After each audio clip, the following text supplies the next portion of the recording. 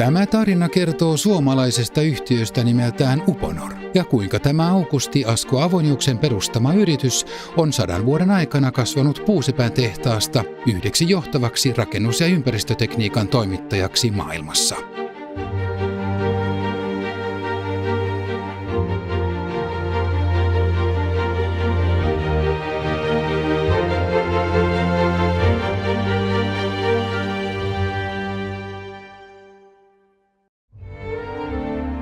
Puusepäksi Sortavalassa opiskellut Aukusti Asko Avonius perustaa vuonna 1918 moderneja sarjavalmistusoppeja käyttävän huonekalutehtaan Lahteen.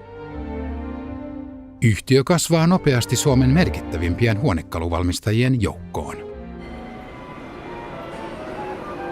1930-luvun loppua kohden Askon puuhuonekalut saavat uuden haastajan, kun metallihuonekalut valtaavat markkinaosuutta ympäri teollistuvaa maailmaa. Kotimaassa erityisen suosituiksi tulevat Helsingin teräskalusteen valmistamat hetekat. Keväällä 1939 Asko vastaa kilpailuun perustamalla Upo-uuden putkisänkytehtaan. Tehdas saa nimen Upo-osakeyhtiö. Upon toimitusjohtajaksi nimitetään Augustin avioliiton ulkopuolella syntynyt poika Arvi Tammivuori.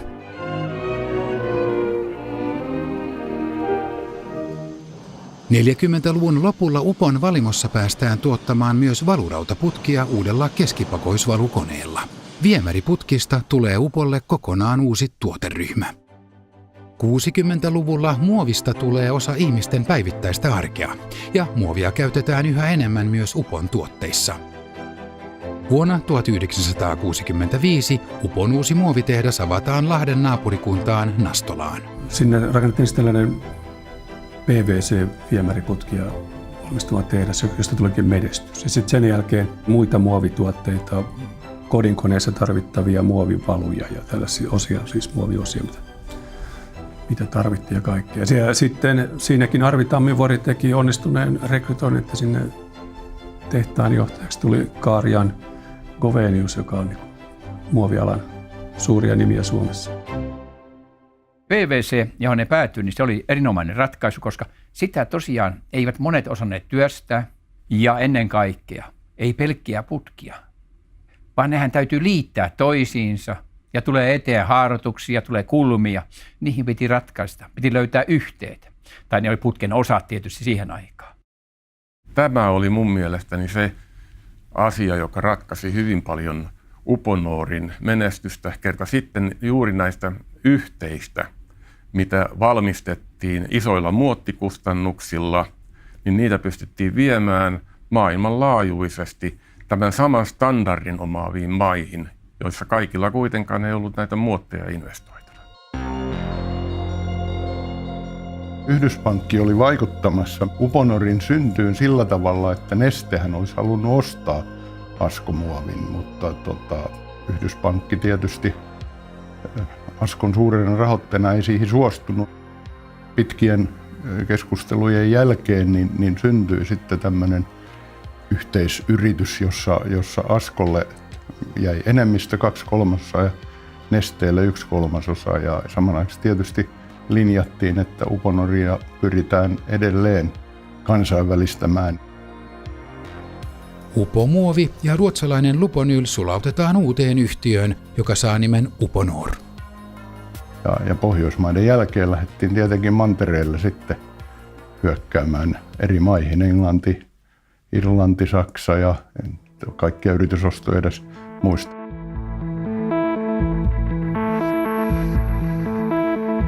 Uponorin ihan ylivertaisesti suurin oivallus oli se, että lämminvesiputket, joita käytetään sekä vesipuolella että sitten lattialämmityksessä, että niissä tapahtuu suuri kysynnän kasvu, koska kupari korvautuu muovilla ja lattialämmitysten määrä kasvaa. Tämä oli sellainen segmentti, jota Uponorilla ei ollut käytännössä katsoen ollenkaan. Samaan aikaan sitten, kun tätä tutkittiin, niin löytyi sekä heving että virspul. Uponor ostaa lähes samanaikaisesti saksalaisen muoviputkiteknologiaa kehittäneen perheyhtiö Hevingin ja ruotsalaisen maailman johtavan PEX-putkituottajan Wirsbo'n. Pyrittiin luomaan sellainen löyhä yritysten verkosto, jota sitten aika pienestä pääkonttorista Suomesta ohjailtiin. Se oli vähän sellainen niin kuin yritysten saaristo, jossa nämä saaret saattoi olla aika kaukana toisistaan ja kaikki oli aika erilaisia, vähän erilaisissa ilmastoissakin. Mutta sitten kaikkea johdettiin Suomesta kuitenkin niin, että niiden paikallisten toimijoiden annettiin toimia aika vapaasti ja nimenomaan niin, että ne huomioi ne paikalliset olosuhteet. De var ödmjuka på ett väldigt fint sätt. De här ledningen i Finland och hela koncernledningen. Så vi hade ett väldigt trevligt och fint samarbete med dem och de litade på de investeringar som vi ville göra, som vi gjorde då framförallt i nya bolag som vi bildade lite. Och vi köpte upp agenter och sånt där. Vi hade en väldigt bra förståelse ifrån Finland för de jobb som vi gjorde och de investeringar som vi gjorde, inte bara i företag utan även maskinellt.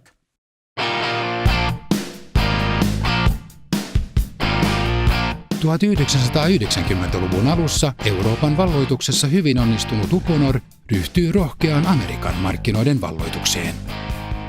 Det fanns inte PEX-rör i USA förrän vi kom dit.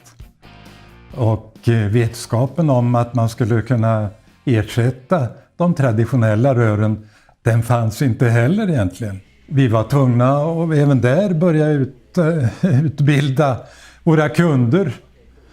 Och vi var tvungna att utbilda våra egna medarbetare. De hade heller aldrig sett de här produkterna förut. In a Wirsbo hydronic radiant floor heating system, the entire floor becomes a low-temperature radiator, transmitting the exact... It was so different, you know. The United States in particular is a forced air market. So this radiant floor heating was something very new and very strange. And then people started to understand that it was a far superior, much better, more comfortable, more energy efficient type of heating. And it really took off.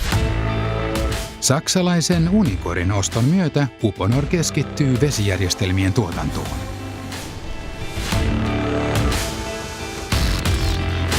Yhtiö luopuu yhdyskuntaputkien valmistuksesta kaikkialla muualla paitsi Pohjoismaissa. Näin nopea ja rohkea, harkittuja riskejä ottava laajentumis- ja kansainvälistymistarina ei ole ihan tyypillinen Suomen yrityshistoriassa. Erityisesti just sen takia, että se tapahtui niin nopeasti ja siinä hyödynnettiin tätä isoa murrosta, joka tällä kentällä oli Euroopassa ja Yhdysvalloissa tuona aikana menossa. Syksyllä 1999 valtion suurenergiayhtiöön Fortumiin liitetty Neste päättää luopua Uponorista ja keskittyy öljytuotteisiin. Sitten kun me tulimme siihen, niin strategia muuttui. Siellä oli valtavasti brändejä, tuotemerkkejä, yritysnimiä. Se oli aikamoinen niin kuin siilo. Ja meille oli itsestään selvä se, että meidän pitää vetää Uponorin lippu salkoon, satsata yhteen brändiin. Ja se brändi on Uponor.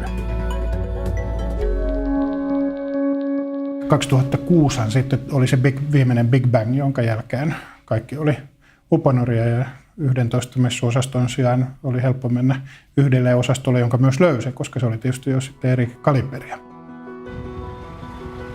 Yhdysvalloissa Uponor on tänään markkinajohtaja kotien ja julkisten tilojen lattialämmitys- ja käyttövesijärjestelmien toimittajana. Muualla maailmassa Uponor on yhä useammin koko rakennuksen järjestelmän toimittaja. Kööpenhaminan kuninkaallisessa oopperassa Uponorin järjestelmiä on hyödynnetty monella eri tavalla. That is very important today, where we have to increase the efficiency of our heating system, our heat pump, our chillers and our boilers. And the other thing is we need to use more and more renewable energy. The whole thing goes, all countries also in Asia and others, they want to go towards zero energy buildings. Uponor on asettanut kestävän kehityksen keskeiseksi arvokseen toiminnassaan. Sen lämmitys- ja jäähdytysjärjestelmiä käytetään uusiutuvia energialähteitä hyödyntävissä rakennuksissa ympäri maailman, kuten Yhdysvaltain uusiutuvan energian tutkimuslaitoksen laboratoriorakennuksessa Coloradossa. Rakentamisessa siihen kannattaisi, mitä nopeammin siihen siirtyy, sitä edullisempaa on yritykselle, koska jossain vaiheessa tulemme tilanteeseen, että kerta kaikkiaan ei saa käyttää sellaisia materiaaleja, sitä energiaa, josta syntyy päästöjä. Että tavallaan yrityksissä menestyksekkäiksi nousevat ne, jotka tuotteillaan, palvelullaan, omalla toiminnallaan vastaavat juuri näihin megatrendien asettamiin haasteisiin suoraan. We don't work in a bubble. We're trying to see what's happening in the world, what's the needs out there. And so many trends, whether it's urbanization, the sustainability, the climate change, the aging population. I mean, so many things that affect our business and how we build homes and how we build structures. Suomalaisesta Uponorista on 100 vuodessa kasvanut johtava rakennusalan ja yhdyskuntatekniikan ratkaisujen tarjoaja. Sen toimittamissa järjestelmissä kuljetetaan ja siirretään vettä monilla eri tavoilla. Yhtiö kehittää jatkuvasti uusia ratkaisuja veden laadun ja käytön tarkkailuun. These products are going to help homeowners both protect them against leaks, but it's going to be great for conservation, for conserving this precious resource, which is water, in the future. And so I like that Uponor is contributing to the well-being of both people and also the planet. Ratkaisut, jotka säästävät vettä maailman vesivarannoista, joita käytetään ihmisten juomavedeksi, niin uudet teknologiat, älykkäät putkistot, tuoda se tieto ja mahdollisuudet hoitaa ja managerata tätä niukan resurssin parasta mahdollista käyttöä, niin siinä on mielestäni Uponorin tulevaisuus.